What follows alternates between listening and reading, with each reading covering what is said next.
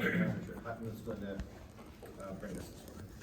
Bear with me, I'll do my best to navigate this. I did read this report last week, so I should be up on it. But if LTC will recall that at the last, in the June 22nd meeting, this application was presented.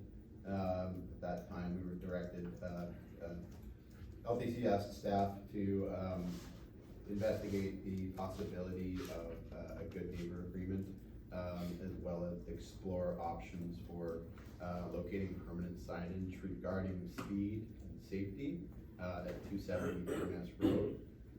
The report does outline some of the pitfalls and challenges of good neighbor agreements, as well as indicate that if LTC wishes to consider that we would probably seek legal advice, since this is not something that is used at Island Trust, and we would have to just clarify. It would be in introducing a new agreement like this, we probably want to ensure that we're doing it prudently and appropriately prior to implementing that. With regards to signage, I think we just wanted to really clarify that on public roadways, the Ministry of Transportation and Infrastructure is exclusively responsible for signage on their roads. So the LTC could request or require that signage be put up as a condition of this approval, but it really is entirely up to the discretion of MOTI to approve that request and to maintain that signage over time in order to change speed limits. There's definitely a jurisdictional barrier to that approach as well. Overall, though, the recommendation here is the same. That it's also the local trust committee send a response to the LCUD indicating that the application for Salt Springs Brewing, which states the potential impact of noise on the community in the immediate vicinity of the establishment would be minimal. The impact on the community, if the application is approved, would be negligible, and that the use is permitted by zoning, and that the local trust committee recommends the application be approved. Additionally, that local trust committee directs staff to include a record of community consultation contained within the report prepared by Fund on June 22nd regarding 270 Furness Road. Okay, questions? Is the applicant? Is the applicant here?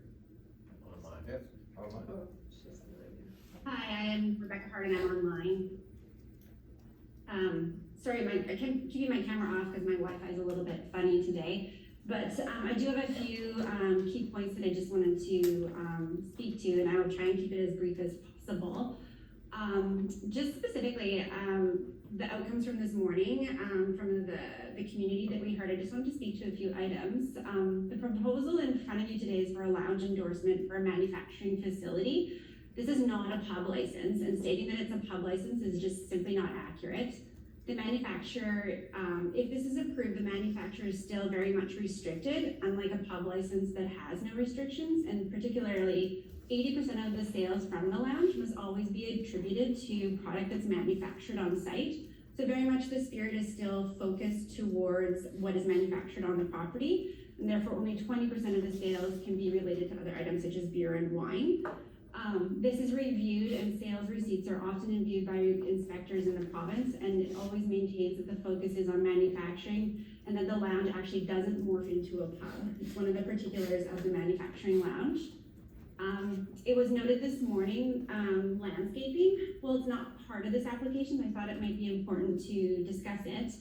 And basically, if approved, the landscaping plan has been supplied to the Island Trust, and they'll start to commence a build out of a live wall, and it's a hedge on the borderline of the property to actually beautify the property and enhance the landscaping. So there is a definite landscape plan, and then the secondary point to this live edge hedge, I guess you could say, is supposed to reduce any possible noise. And while we still don't feel that there would be any noise, it's obviously a concern of the community, and so that's why they wanted to go ahead and just put it in anyway, and are truly committed to implementing the things that they've committed to. Land use was a comment again made this morning. This site is zoned ALR land, and the manufacturing manufacturing and lounge is a permitted use. I wanted to just make it clear that there's no application in front of you to amend the property land use in any way, and that the lounge is permitted as an ancillary use under the ALR, ALC. I also wanted to add essentially that the neighbors in adjacent to the property actually host many weddings and have live events on their property. I don't believe they actually have a license in any way, so we're just trying to follow the protocols of our land, and so the land use piece isn't actually something that's being addressed. Second, I wanted to speak to a few points. Obviously, they were in the report today that we've taken and actions and steps that we've taken, because we did hear the concerns from the last meeting. So we did go ahead and install permanent signage on the property. It's a wood structure. There's also a wood sign that's been installed toward the end of the road as well, to ensure that people are hopefully paying attention, driving slow, and are mindful of their neighbors. We've updated our website, and it'll be a permanent item where people can continually communicate with the brewery if they think that they want to provide feedback or have any questions or concerns, because the goal is truly to be a good neighbor. We went out and obtained further letters of support, and again, this was brought to your attention this morning, but just a clarifying point is that there were 89 letters of support, and those were all from folks living on Salt Spring Island and in the community. We did have 20 additional letters that tourists did sign, but we did not include those in our submission to Island Trust, because we do understand the local versus tourist trade, but we wanted to gather those 89 components of the community and get those over to you. We did, as noted, investigate the Good Neighbor Agreement. We're still super supportive of that, and if it's something that Island Trust wishes to do in the future, we would be happy to engage in that conversation and continue work on that. With respect to the spill comment this morning, I can't really speak to it. I am gonna bob some comments back over to Louis, who's sitting in your audience today.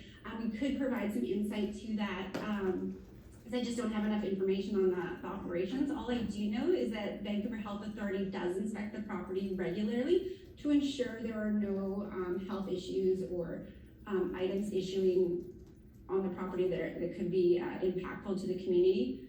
And that's it. I'm available for questions if you have any more into the technical aspects on the licensing, and then we do have folks in the audience if you have questions around operations. We hope you support this property and the lounge in front of you today. Thank you. Trustees, any questions? Trustee Patrick. Well, I have a question. There was some conversation this morning about numbers of people. The staff report on page 64 says that this is for an additional 50 people is what's stated in the report.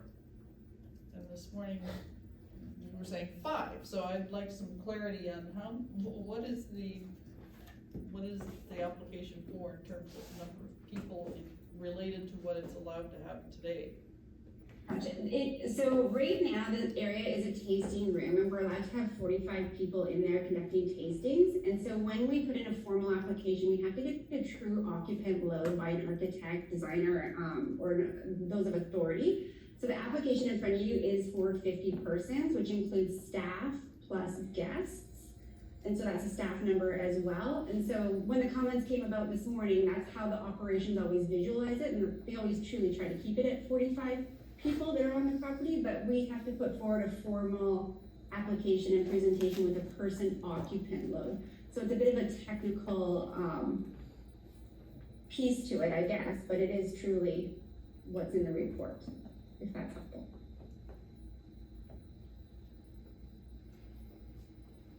Anything further? I don't have any further questions. Can you make comments as well, or is this, I'm really happy to see the signage that's been addressed. I think it's a very good job was done at that. It's one of the major concerns of people against this application, and it seems to have been addressed. This type of business is very important in my view, in the community. And from everything I've heard today, I'm fully in support of this recommendation. Trustee Patrick. Well, I think I have nothing new to add. I mean, I'm sorry I'm comparing you to Wild Cider. But that's my vast experience of, I think we've had other liquor control board applications with other brick and mortar facilities and Ganties, but you know, I know they had significant,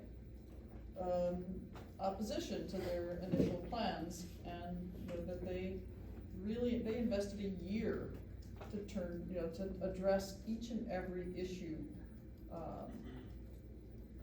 and turned it all around. And, you know, we've only been talking a couple of months, and, you know, my concern is that, you know, the opposition is still high, and, you know, this is a facility that you want to be part of the neighborhood, part of the island fabric, and I get it.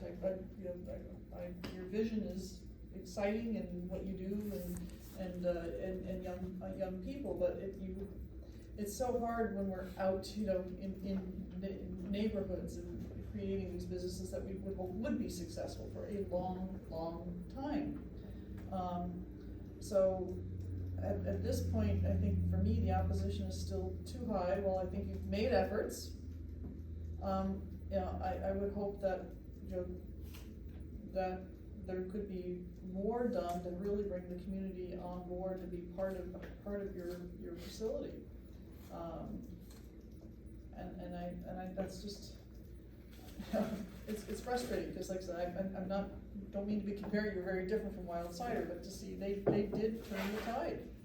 They succeeded in changing, you know, by addressing the issues.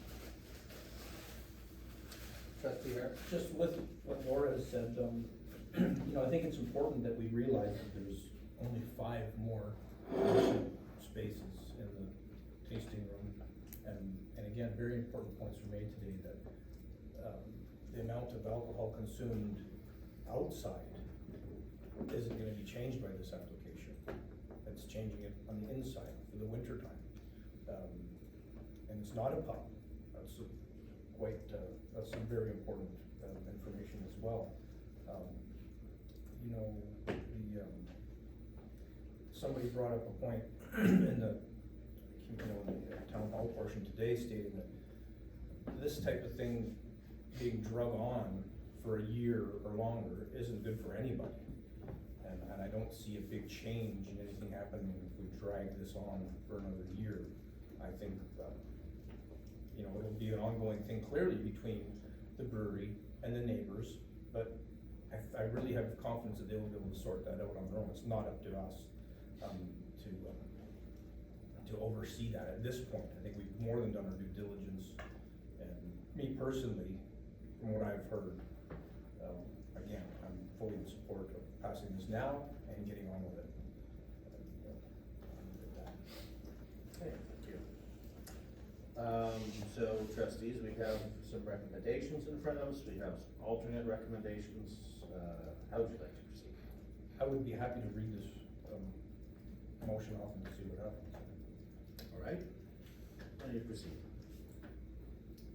I move that the Salt Spring Island Local Trust Committee direct staff to send a response to the liquor and cannabis regulation branch regarding the application for 270 Finesse Road, Salt Spring Island Brewing, that states, A, the potential impact of noise on the community in the immediate vicinity of the establishment will be minimal.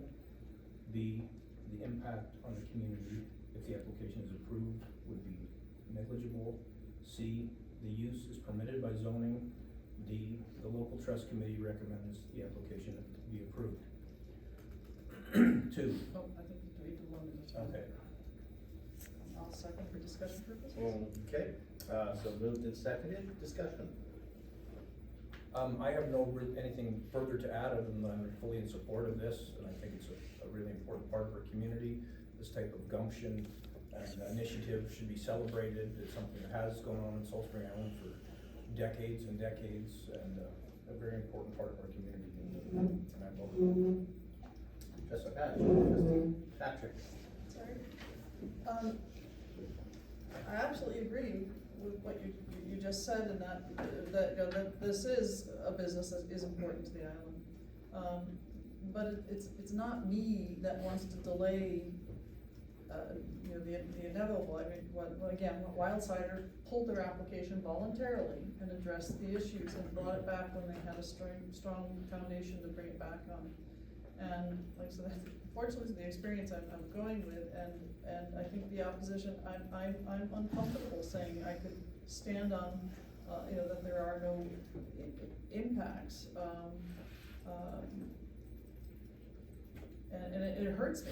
This is, I'd like to see this resolved and work in a way that, would be, like I said, the two work in synergy, together, because it sounds like there is some synergies occurring and some benefit by having traffic, coming down the road for other, because I've been down, that road has changed since the brewery. It used to be just farms, and now there's lots and lots of stands and, activity on the road, so there is a synergy, I believe. And I would like to see that really truly be a synergy, of the neighborhood working together, and that would give me the confidence to feel better.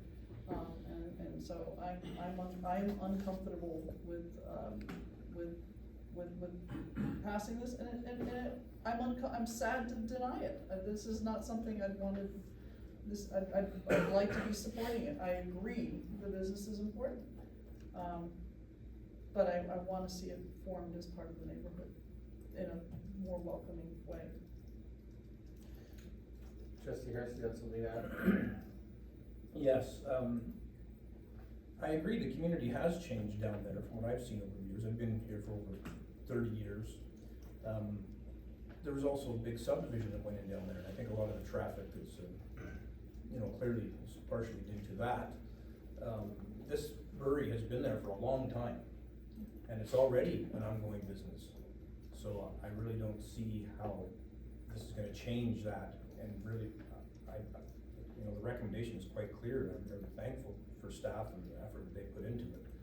And I don't wanna belabor the points, but it's quite clear here, the potential impact, immediate vicinity, and the noise would be minimal. The impact on the community would be negligible. It's permitted by zoning. This is pretty cut and dry, and unfortunately, as an elected official, yes, it is difficult to make decisions, but that's what we were elected to do, was to have a backbone and make some decisions, not to send them off to the community and let them make the decisions. We need to make the decisions. And Point of order, Yes. let's not get personal. Point of order. I'm not getting personal. I I'm have a saying that- backbone. You're indicating I don't have a backbone. No, I'm indicating that I do. So take your point of order, just please, So Please anyways, try to avoid I that. feel that as an elected official, it's important that we make decisions and don't belabor these points and drag things on and I'm fully prepared to support this, and I'm very hopeful that the community in the very, very near vicinity will see that everything's gonna be fine. The world isn't gonna come to an end. We have some great members of the community that are very much in support of this application as well. I think there's greater support than opposition overall. So again, I don't wanna drag this on. I'm fully happy to vote in favor of this. Okay, so, I'm hearing a clear, difference between the two local trustees here. And, I guess my question, Trustee Patrick, would be, and I think I share your concerns. However, what I'm unclear about is what would ameliorate that, and what would this local trust committee be able to do, or to direct, or to request that would ameliorate your concerns about proceeding today, if given more time. I'm just sort of unclear about the path. Just so that I'm just trying to better understand, sort of what you've said and what you would see as a way forward. Well, again, sorry to keep bringing up the wild side. I'm not pitching wild side. They worked with their neighbors. They did the work. Worked with each individual neighbor and addressed their issues, including striking things out of out of the license, reduced, putting limits in the license that, gave the assurances to the neighbors of the concerns that they had. And they took the time and effort to create that relationship, because they're there for a long time. And that's, so I don't think this is on us, that whether or not the good neighbor policy, if that's something that, is worth doing, if that fixes the issue. But to me, it's a relationship with the business in the neighborhood, to address what the issues are. What I'd like to add is from the input we've had from the lovely lady through Zoom, which I think some concerns have been met about the amount that's produced as it's 80% of what can be served has to be 80% of what's produced there. Sorry if I'm mixing it up grammatically there, but I think that is something that maybe wasn't realized until today. That's a pretty big concern that's just been addressed. Again, the change in the activity is so minimal. I'm very worried about belaboring the point, especially for the community, having the community, especially the local community, be drug on for the for the amount of time and disagreeing on what's going to be what, and arguments back and forth. I think it's a good idea that we pass this down. Did you have anything further to add at all? So yes, this is a decision point where clearly the decision one way or the other is not going to make everyone happy. I'm not clear that additional time would necessarily accomplish that. And I guess my concern about sort of a suggestion that it might be approved in the future if the relationship is approved without some sort of framework around that, it seems to me that it sort of leaves an open-ended sort of state of limbo, and I'm not terribly comfortable with that either. I've heard concerns of the immediate neighbors, and that's important. But in response to what Trustee Patrick said, I'm just not seeing a clear path that provides the applicant,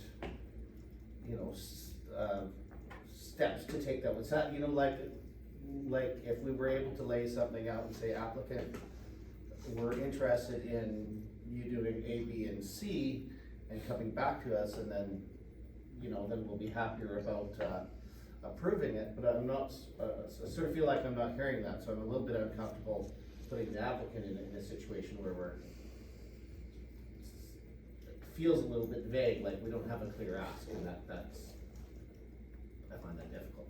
Trustee Yeah, Harris. a good point. I think that, at the last meeting, that was brought up. What can the applicant do? And they have made steps to alleviate concerns.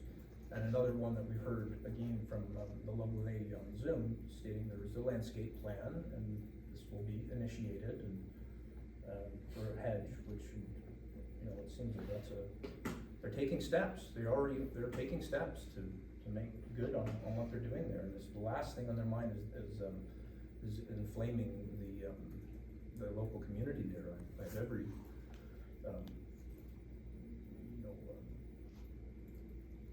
I'm encouraged that the brewery will do the right thing and make good for neighbors. And for that reason, I'm prepared to approve this recommendation. Thank you, Trustee Patrick. Well, to me, it's a relationship. That's why I said there's nothing we can do. You can't tell someone to improve the relationship.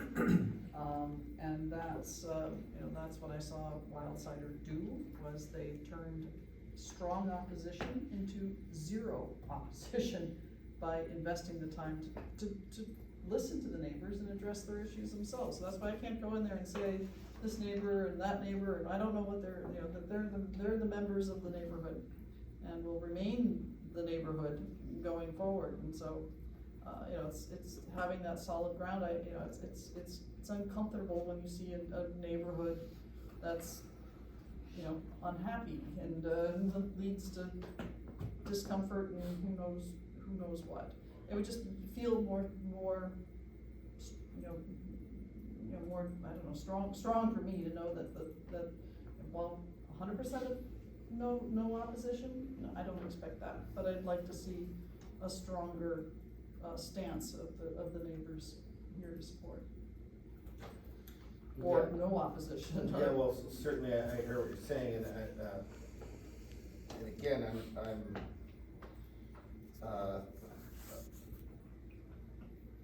I guess I'd be happier if you had,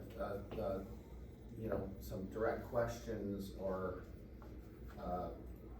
for the applicant, about what sort of undertaking they might be willing to do. Can I say something about the relationship that we have with our neighbors? Just to be very clear, before this lounge application, we had a very good relationship. Those people went to our New Year's Eve party so we do have a really good relationship with our neighbors. It's really not a neighbor war down there, not at all. And we always, I'm only there for 3 years, so I can only speak up for what I did, but I think on my side, I've always tried to do everything I can, and the reactivity we had between the last meeting, how fast we can build those signs, it shows you already we are to accomplish. Now, having 100% of the people agree with us, I might think that this is reasonable. And there might be reasons why those people don't want us to have a lounge that are not in our control. And especially when you're running an event hall right beside and you have an Airbnb business right beside, like, those things are potential conflict of interest. And I hardly see how we could have everybody on the same page where everybody has their own different interests. But what we can speak out is that we are positive for the community. We help the farmers, we employ people, we sell a ton of local products. So we definitely have a positive impact on the community, but we cannot have a positive impact on everybody's personal interests.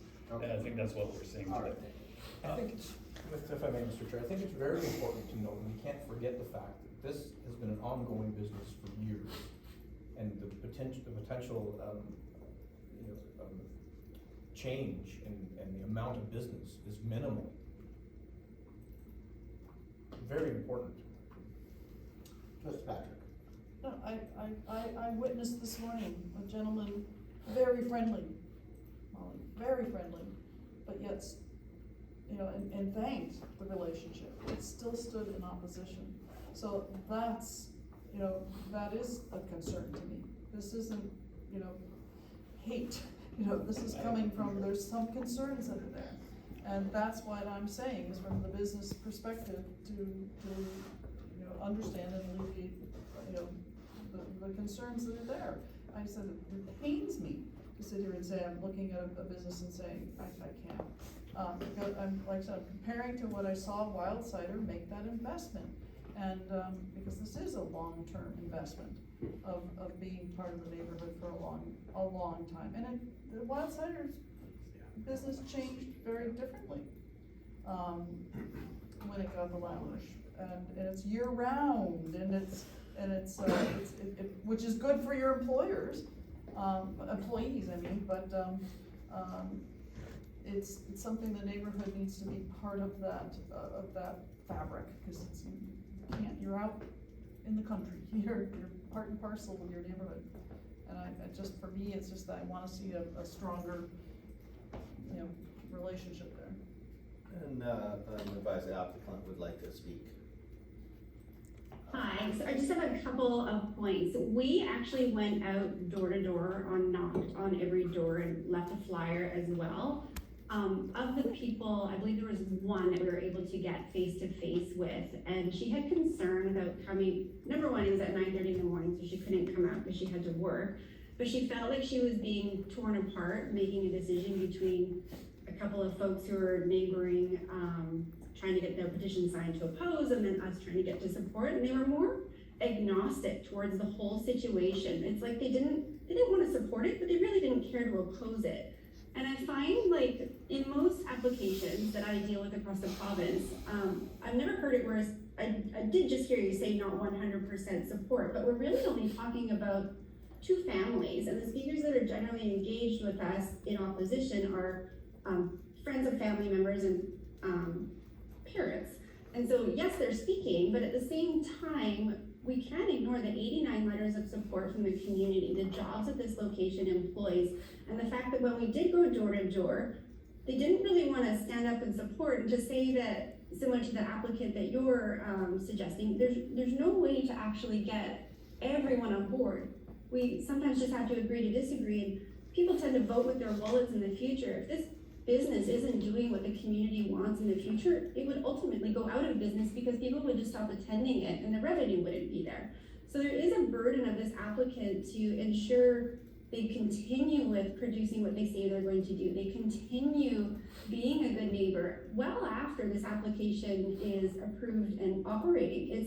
It's in their best interest at all times to ensure they have community support. I don't think we're ever going to get 100% of the people just because of the way that the communication has gone back and forth. And it's sad, we would love that, but sometimes we have to agree to disagree. We've heard all the comments. We were here at the last meeting. We heard what the direction was from you guys and we implemented those items. If you want us to go and do something, please tell us, we'd be happy to do it.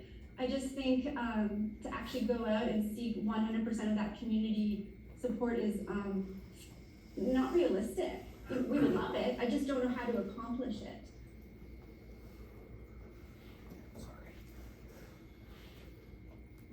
Any further trustees? Trustee Harris? I would just, thank you for that input just now. Very valid points. All the more reason, in my mind, we need to make a decision now. We don't want to tear the community apart with, clearly there's people that aren't going to agree. And it's tough to make a decision, I realize, but I take my position seriously, and as much as it's, as difficult as it is to make a decision, I understand that is what we're here for, is to make decisions in these types of situations. And I'm ready to make a decision. I'd love to move forward with it. Anything further? All right then, I'm going to call the question on the motion. All in favor? And any opposed? And the motion carries. That difficult discussion, and appreciate everyone's Even with straight up lies, it's great. Thank you very much for listening to us, and again, feedback is always welcome. We will continue to try and get 100% of the people on board with us. Like, this is an end today for us. Okay, thank you. Second motion on that to. There is a, I'm ready to read the motion. Yeah. I move that the Salt Spring Island Local Trust Committee direct staff to include a record of community consultation contained within the staff report dated June 22nd, 2023, with the response to the Liquor and Cannabis Regulation Branch regarding the 270 for escrow application. So moved. I'll second that. Discussion on the second motion? Trustee Patrick. Well, what about the materials that were received today? Should they be included in? Friendly amended. If you wanna. I think it should be an inclusive package of what we have for Certainly fine communications. with that. We need to amend that? Trustee Harrison, unless you have an objection, we can include those. I'd look to staff for that. I'm just reading what they've written here. That staff has indicated that's Friendly fine. amendment would be, and materials received at the meeting. Okay, materials received at the meeting. Yes, please. Okay. So we'll take that as moved and seconded as amended. And any further discussion? Not from me. Seeing any, I'll call the question. All those in favor? And that carries. Okay, thank you. So this brings us to section 14, local trust committee projects and